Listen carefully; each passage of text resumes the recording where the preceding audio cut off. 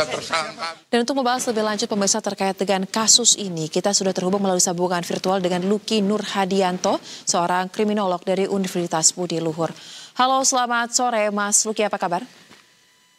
Sore Mbak Zoya, kabar baik. Baik, Mas Lucky, kalau kita lihat terkait dengan kasus yang terjadi di Nusa Tenggara Barat ini, ada polisi yang diduga kuat dibunuh juga atau tewas di tangan atasannya. Pandangan Anda dari sudut kacamata kriminolog melihat kasus ini seperti apa, Mas Lucky? Ya, disayangkan sekali kejadian ini kemudian terulang gitu ya. Bagaimana kemudian sesuatu yang bisa kita kategorikan sebagai superior hierarkis dalam dunia kepolisian itu akhirnya menjadikan atasan atau kemudian pimpinan dari kepolisian itu sebagai pelaku dari kejahatan yang notabene adalah korbannya adalah anak buahnya sendiri. Yang kedua, ini menandakan satu kecederaan khusus terhadap instansi kepolisian, terutama tadi juga Kapolri sudah sangat menyayangkan kejadian seperti ini dan terjadi kasus yang pengungkapannya berlarut-larut karena sudah dari bulan Mei sampai kemudian di Juli ini baru kemudian terungkap bahwa telah terjadi manipulasi kasus yang menjadikan bagaimana kemudian korban itu sebagai tindakan dari atasan. Yang ketiga, tentu ini mengindikasikan telah terjadi subkultur yang di satu sisi itu menjadikan sorotan besar terhadap bagaimana kemudian instansi kepolisian dalam konteks gaya hidup atau kemudian dalam konteks pelaksanaan penugasan itu mengalami, kita kategorikan sebagai burnout stress misalnya, atau kemudian yang kedua adanya tekanan-tekanan tertentu dari masyarakat atau dari pimpinan agar kemudian kasus-kasus yang mereka tangani itu bisa dihentikan. Yang terakhir adalah bisa kita lihat juga bagaimana kemudian code esprit yang kemudian berkembang dari instansi kepolisian ini menjadikan pihak-pihak yang berprofesi sebagai bawahan gitu, dalam konteks ini adalah brigadir, itu mengalami kondisi inferior dan mereka tidak lagi memiliki kemampuan untuk bisa memberikan sesuatu atau kemudian memberikan niatan-niatan yang baik untuk dapat meningkatkan kualitas hidupnya atau bahkan dalam konteks ini ada profesionalitas tugasnya. Baik, memang banyak catatan ya terkait dengan kasus ini karena tadi Anda katakan juga sudah terjadi di bulan Mei, tetapi mengapa sangat lama sekali prosesnya untuk terungkap. Lantas kalau kita bedah lagi masih terkait dengan kasus ini, Mas Lucky, biasanya apa yang menjadi penyebab utama dari berkaca pada kasus-kasus sebelumnya antara atasan dan juga bawahan? Apakah ini ada hal yang memang ditutupi atau karena ego untuk suatu hal? Seperti apa? Ya, dalam beberapa kesempatan memang kita bisa kategorikan telah terjadi ketimpangan kekuasaan ya. Dalam konteks ini adalah hierarkis yang memang masih ada dalam tubuh kepolisian. Ini menjadi sorotan khusus bagaimana kemudian pemetaan, distribusi penugasan, atau kemudian bagaimana jalur komunikasi antara pimpinan dengan kemudian bawahannya, atau kemudian pimpinan dengan tugas di bawahnya, itu perlu diperhatikan lebih khusus lagi, bahkan kemudian dievaluasi secara lebih mendalam. Yang kedua, ini menandakan telah terjadi pencorengan terhadap integritas dan akuntabilitas dari kinerja Polri itu sendiri. Di sisi lain seharusnya bisa bagaimana kemudian tupoksi Polri melalui Undang-Undang Nomor 2 2002 itu diimplementasikan kepada masyarakat, kemudian mencederai dan kemudian menjadikan instansi Polri itu saling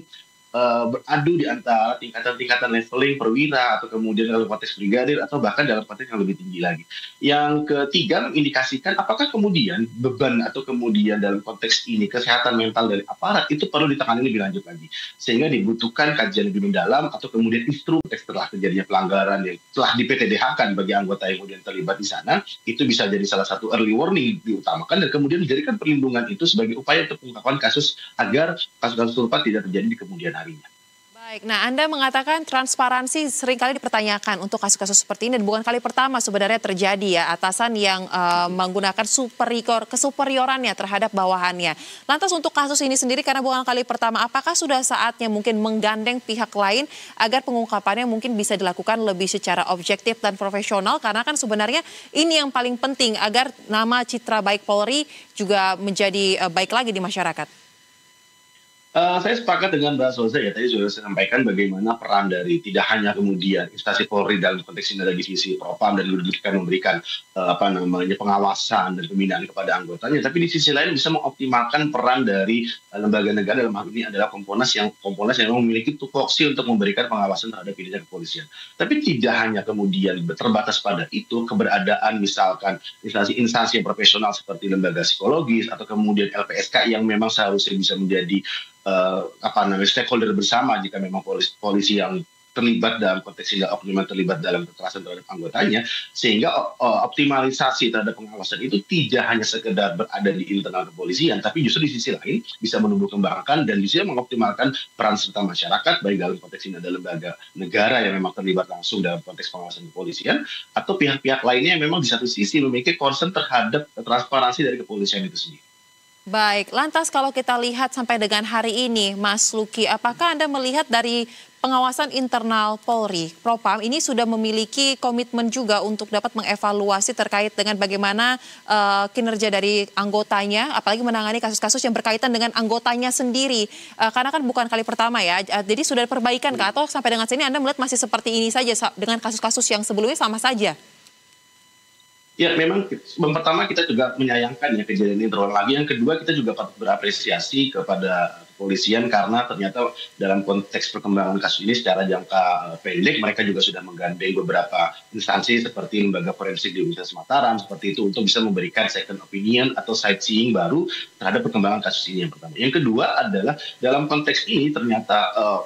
ada ketidakpuasan gitu dari Barreskrim dalam hal ini untuk kemudian mengambil alih kasus dan kemudian memperdalam dan sampai pada titik membuktikan bahwa alibi atau kemudian alasan yang diberikan oleh atasan langsung dari korban itu ternyata sesuatu yang terindikasikan adanya kebohongan. Yang berikutnya adalah tentu bagaimana kemudian upaya agar jika memang dalam konteks hierarki superior ini menjadi salah satu PR besar, maka perlu disisipi bagaimana keberadaan justice kolaborator bisa memberikan titik terang dalam konteks pemahaman masyarakat lebih komprehensif dan menjadikan institusi kepolisian tidak hanya milik kepolisian semata, tapi kemudian bagaimana pengawasan dan tugas pokok kepolisian yang seharusnya memang menjadi pengayom dan pelayan masyarakat itu juga bisa dirasakan secara langsung dan diberikan pengawasan langsung juga oleh masyarakat yang memang memiliki concern khusus gitu ya dalam konteks bagaimana kepolisian menjadi lembaga yang memiliki kepercayaan lagi di masyarakat dan menjalankan tugas pokoknya secara lebih presisi kembali. Baik, nah sekarang kembali lagi dari sudut kacamata kriminolog lagi nih, Mas Luki, dengan adanya TKP dan sudah dilakukan olah TKP oleh pihak kepolisian, kemudian saksi-saksi, barang bukti yang sudah juga dikumpulkan dan diperiksa, dengan semua data yang terpampang tersebut, apakah sebenarnya Anda melihat masih ada kendala lain untuk dapat mengungkap terkait dengan kasus ini, atau sebenarnya ini tinggal keseriusan saja yang menjadi persoalan mengapa berlarut-larut? Ya, intensitas bagaimana kemudian penyelidikan dan penyidikan itu memang menjadi PR utama gitu ya jika memang melibatkan anggota kepolisian karena tentu asas praduga tak bersalah atau kemudian bagaimana equality before the law itu harusnya bisa dikedepankan. Jika memang meskipun TKP sudah sangat terbuka lebar gitu dan mengindikasikanlah adanya penetapan tersangka, tapi ada beberapa hal yang perlu kemudian didalami. Apa kemudian yang mengfondasi atau motivasi dari pimpinan tersebut secara tega gitu ya dalam tanda kutip gitu bisa menghilangkan nyawa dari anggotanya sendiri. Yang kedua adalah perlu dipahami juga karakteristik apa yang kemudian menjadikan atau mengguiding seseorang pimpinan bisa menghabisi nyawa anak buahnya gitu secara berkontinu dalam konteks ini adalah meninggalnya itu tidak karena perbuatan secara langsung tapi dibiarkan dulu meninggal secara ada jangka waktunya sehingga karakteristik ini yang perlu didalami melalui asesmen lebih dalam konteks psikologis apakah memang terjadi burnout stress yang dialami oleh aparat penegak hukum gitu yang secara lebih menyeluruh lagi atau memang dalam hal ini telah terjadi gesekan secara emosional di antara kedua belah pihak. Yang ketiga yang bisa kita pahami adalah subkultur yang memang bersifat hierarkis inilah yang seharusnya bisa dievaluasi secara bersama-sama dalam konteks menjalankan tugas pokok kepolisian sehingga dalam pemahaman secara lebih sederhana kepolisian tidak lagi berada pada konflik secara horizontal yang memang melibatkan antara anggota kepolisian, tapi mereka seharusnya bisa menjadi solusi yang menjadi pengaman kepada masyarakat dan tidak menjadikan alih-alih korban terhadap hal ini adalah anggota sebagai target dari burnout yang mereka alami dalam konteks penugasan yang dijalankan oleh pihak kepolisian tersebut. Baik, kita harapkan kasus ini tidak berlarut-larut lagi ya, Mas Luki, dan polisi bisa memperbaiki kinerjanya dan menunjukkan profesional dan objektif menangani kasus yang terjadi di internalnya sendiri. Terima kasih, Mas Luki. Kriminolog dari Universitas Budi Luhur telah berbagi pandangannya bersama kami di Berita Satu Sore. Salam sehat, selamat kembali beraktivitas.